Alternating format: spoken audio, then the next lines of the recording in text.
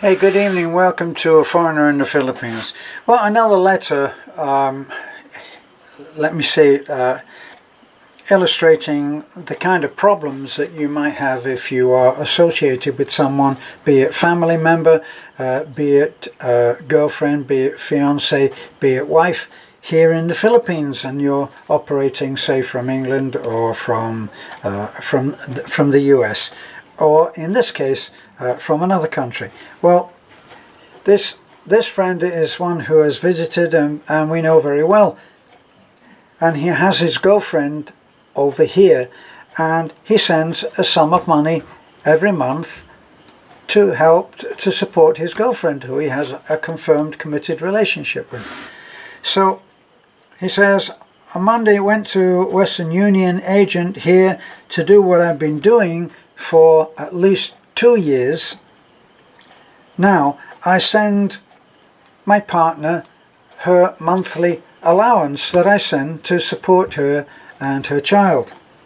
So halfway through the transaction, the lady, while tapping on her keyboard and staring into the screen, says, "Oh, sorry, but I'm going to have to give you your money back because Western Union have put a flag against you and they won't allow us to process your transaction." So she gave me an 0800 number to ring and a code to quote what was appearing on her screen.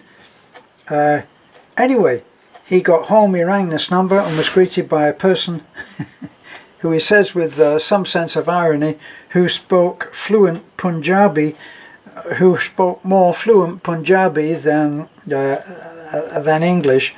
And as I'm half deaf, I could neither hear or understand him, so I gave the phone to my son. Anyway, he was given this address, Western Union, address to contact. The guy told us why I had been blocked. Now, in the event, he didn't actually get any sense at all from Western Union. And I know this myself from our experience early on. We had people who sent money and got blocked from sending it. And I trace it all back to a big event about 3, maybe 4 years ago, where a huge amount of money, tens of thousands of dollars, came from somewhere. I'm just going on memory now, and it's not really important to know the exact details, but from a foreign country, a great deal of money was sent to a Manila, I believe, a Manila bank. A transfer came through, and it was such a huge amount of money, it actually caused quite a bit of a sensation and fears of money laundering. It was that big, and so it started a stir, and they must have put into the computer, they put certain parameters by which a flag would be raised if certain things happened on any given account. Now, it's always an irony, isn't it, that when the government step in, or when big business steps in, when big banks step in and try to, even YouTube and Facebook, when they try to handle a problem that is worldwide, they usually mess it up. I don't know why, but whereas what the trigger for the money laundering scare was tens of thousands of dollars, which would be millions and millions of pesos. That started off a computer program which was designed, as I said, to raise the flag when anything looked as if it might be to do with money laundering. And so little people who were working abroad and sending money home to their family suddenly started to get messed about and couldn't send the money home, and it caused a great deal of hardship for some people. Like my friend now, he sends a sum of money to his partner, and he sends it every month. Like clockwork. He is that kind of person that would whatever the date was, every first of the month, he would send the money off so that his partner could depend on it. And then suddenly he's blocked. And this is exactly what happened to us and many other people who communicated to me.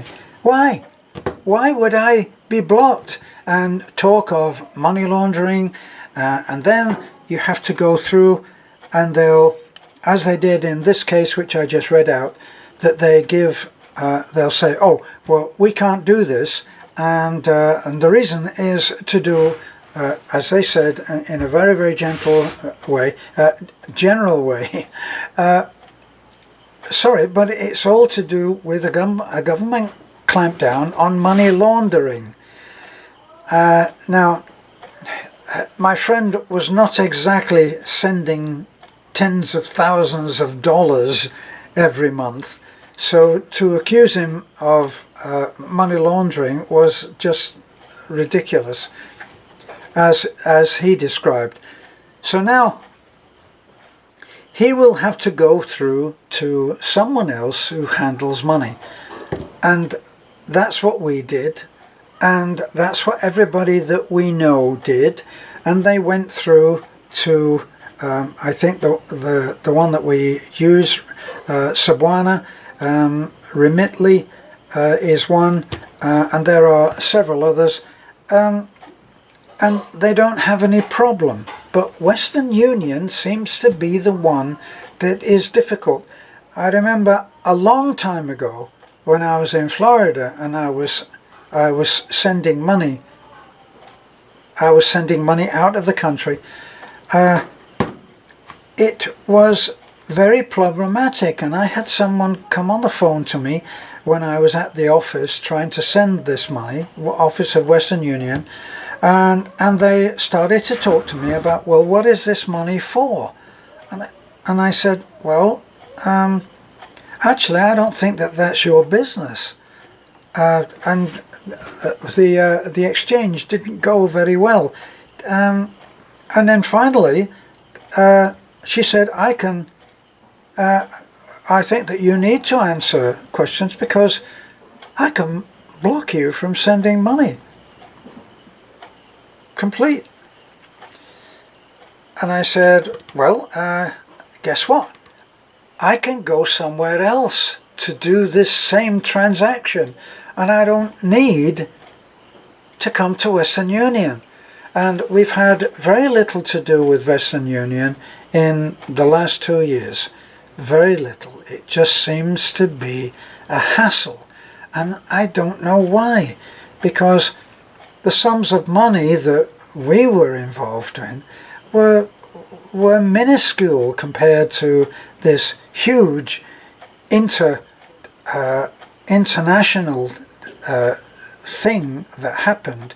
Well, oh, by the way, most of those dollars, I think, disappeared, if I remember rightly, or certainly there was a whole lot of very trickiness